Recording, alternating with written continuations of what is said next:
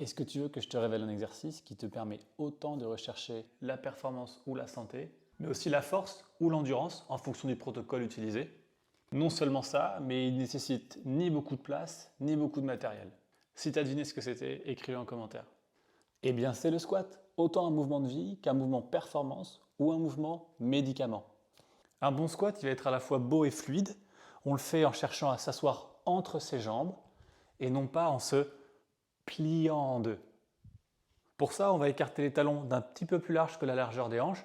On va ouvrir un peu les pieds vers l'extérieur.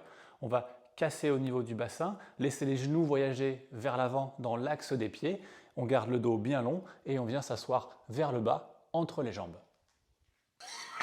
Alors on comprend bien le côté performance du squat.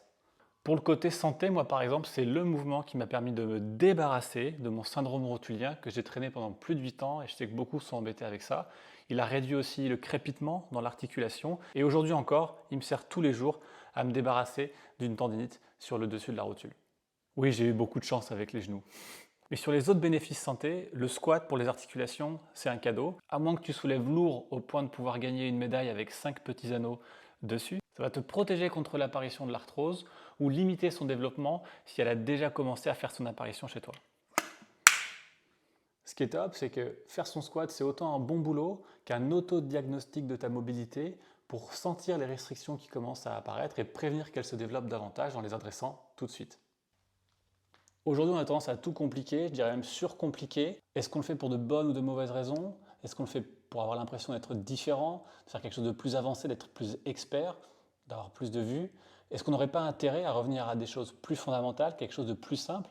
Non pas parce qu'on est fainéant, mais parce que déjà, peut-être que nos vies, elles sont assez compliquées comme ça, et qu'on a encore énormément à aller chercher sur les fondamentaux. Ça va nous permettre aussi d'avoir plus de clarté, de simplicité dans la suivi du programme, et c'est peut-être ça qui va nous permettre de plus progresser.